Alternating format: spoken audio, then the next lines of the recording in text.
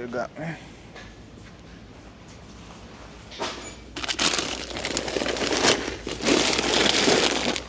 Good old rabbit feed.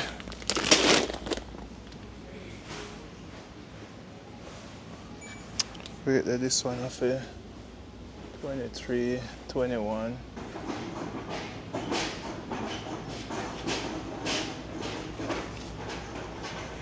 Yeah, price nobody.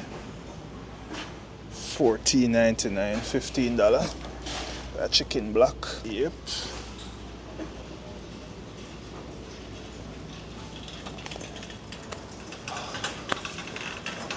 Alright, what next? Alright, this producer's pride, $16. Layer 16 crumble, 51 pound. Yeah. I think this is the royal wing. I think this is the mix. This would be the better mix for the, what you call them bird again, the budgies.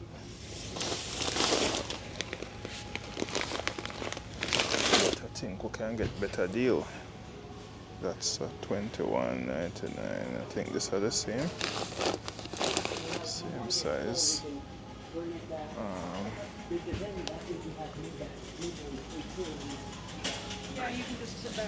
Let me look. I think this was one that we took up the last time. We'll try one pallet, see how it goes. This is the Royal Wing Classic Mix. It's just a wild bird food, but good when you're breeding. So, you can use this. Yes, thank you. Alright, so one of this, and this now is the one with the peas and so in it. $18. So, this is another mix that you put with this. Here we have a bag of what, 5 pound worms, and this 5 pound bag is basically for $45, $44.99. So $45 for this bag of worm, but let's see.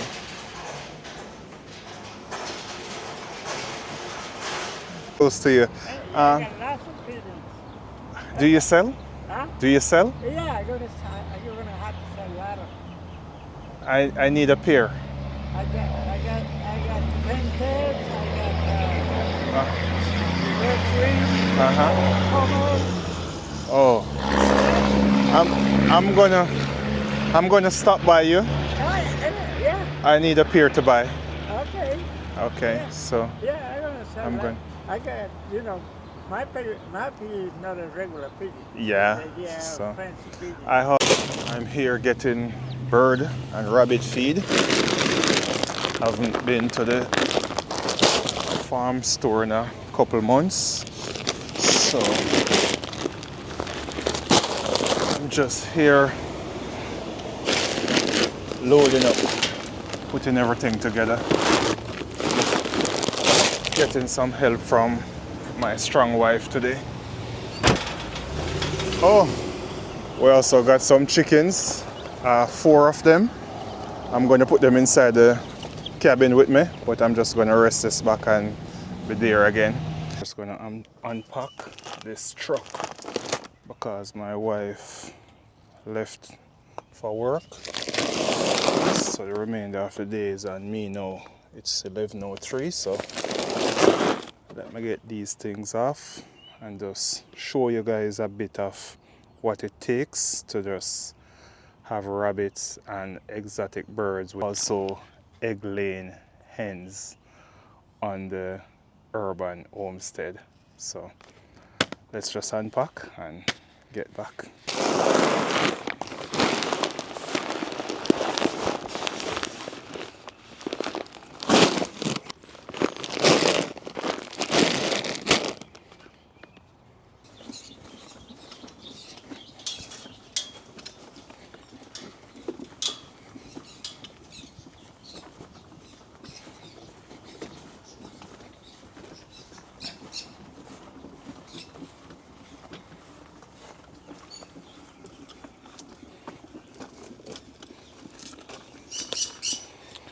This side of the yard wasn't set up to move with the gorilla cart. This is a smaller side of the yard. Around the next side is much wider, where a vehicle can drive around to the back of the yard, but this is the easier part for me right now, to where the truck is parked.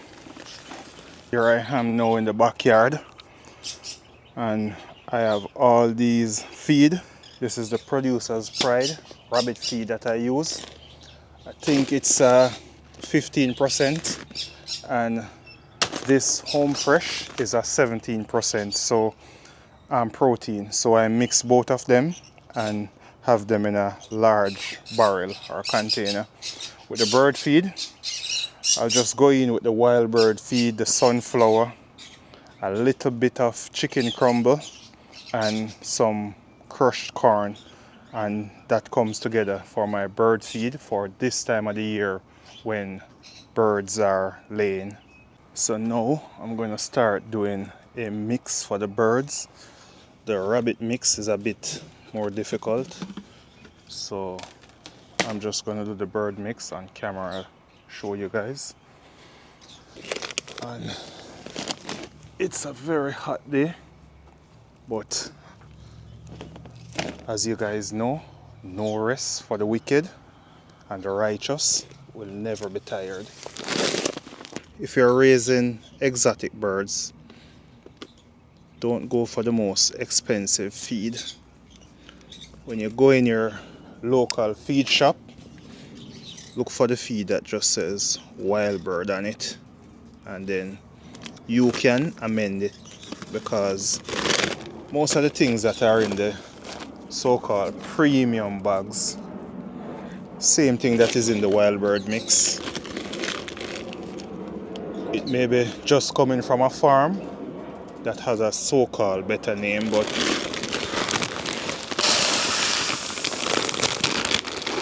the birds won't notice it.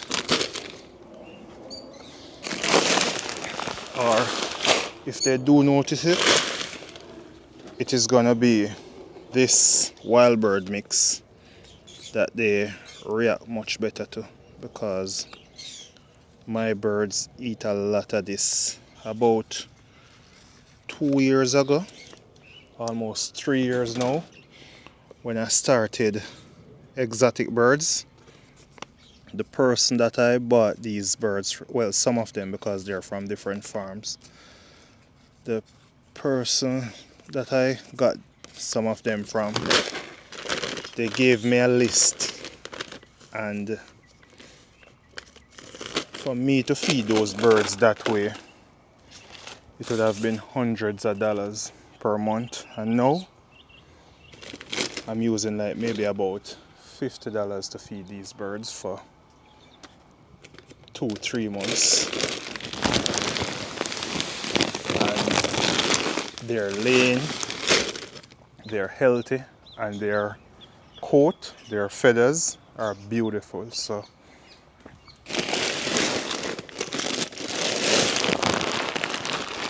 save yourself the hassle with the brand name.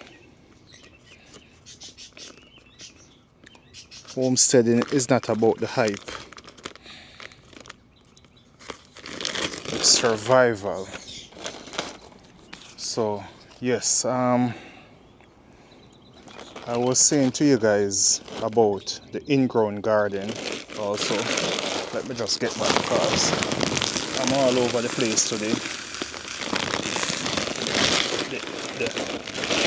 The in-ground garden, that garden would be my go-to if real hard times should come. What's happening now? You hear a lot of people crying about hard times. Yes, times are hard. I would never denounce that. Times are hard.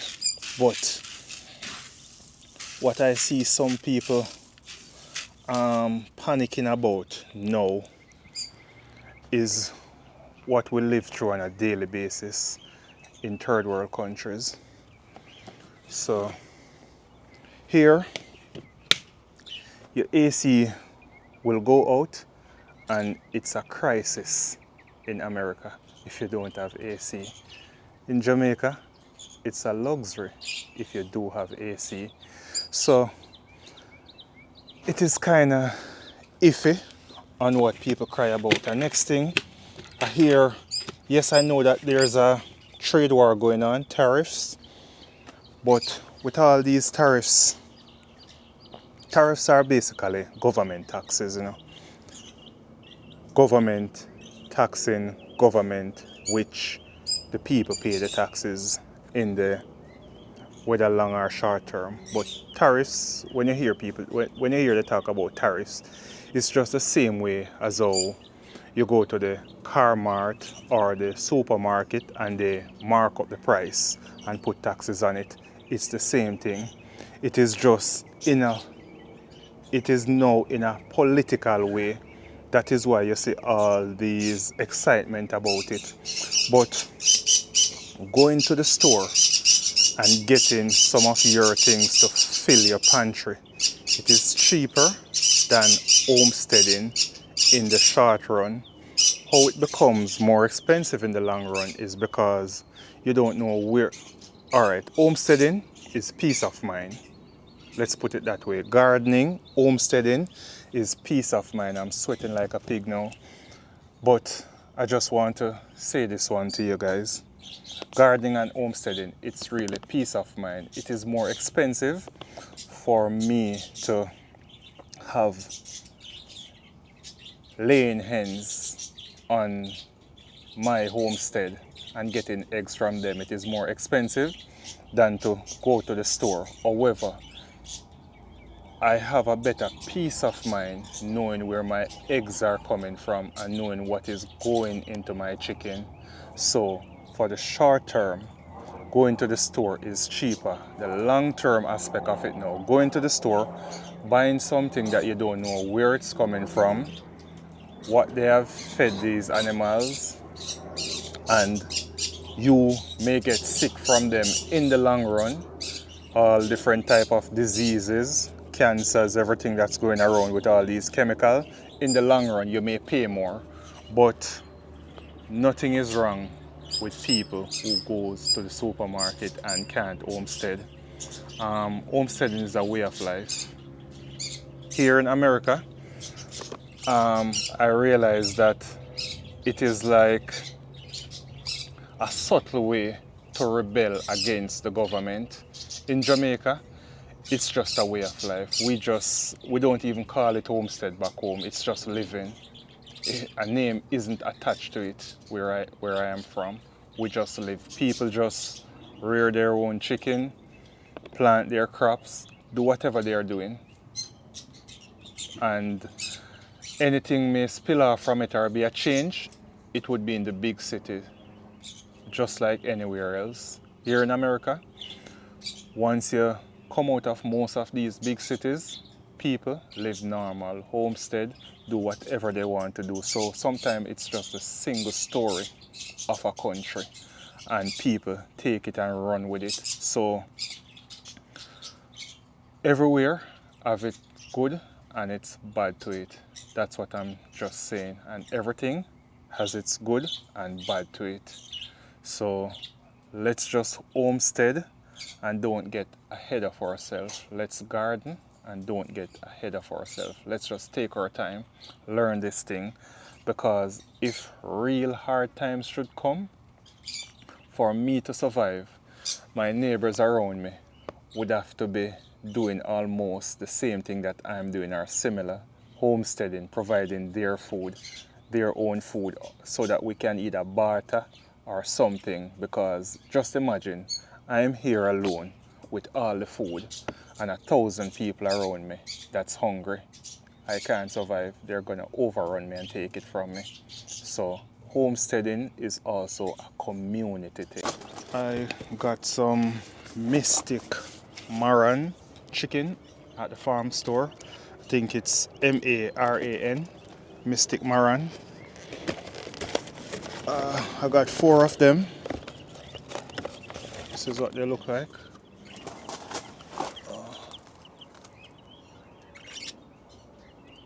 Fully black bird with black feet. So I'm just gonna see what they looks like. If you guys have never heard of them before, nothing is wrong. You're not under a rock. This is my first time hearing about this breed, and when we were in the farm store, they caught my eyes and my wife said, let's try with 4 of them. So if they're a noisy breed, I'll send them to freezer camp. Country Marot definitely will eat them. If not, I'll keep them. I was just reading up when I got home on them, just a quick browse, and they said they lay about 190 to 210 eggs per year, each chicken. That's not bad. The Buff Orpingtons that I have, I think it's about 300 eggs per year, or about 300 eggs per year. Those will give you. So let's just see. I'll just put these in one of my little cages for about 4 to 6 weeks, and then I just integrate them with what I have over there, because these should be all ends, but I don't trust hatcheries, because the last set of chickens that we bought from an hatchery a few years ago, we ordered, it was 10 hens, and it came out to be like 3 hens and the remainder was rooster. But as I always said, Country Marot will never complain, because that's more meat in the fridge for me. So I'm just gonna try these Mystic Maran. I have to get used to the name and see what they're all about. But they're beautiful birds. They're very beautiful. So there they are, guys. 4 Mystic Maran. I'll keep you guys updated on them, whether it be grow rate, anything, just anything on these chicks, because the breed is new to me and I would like to just share with you guys what they're all about. So stay tuned and I'll keep you guys updated on these chicks.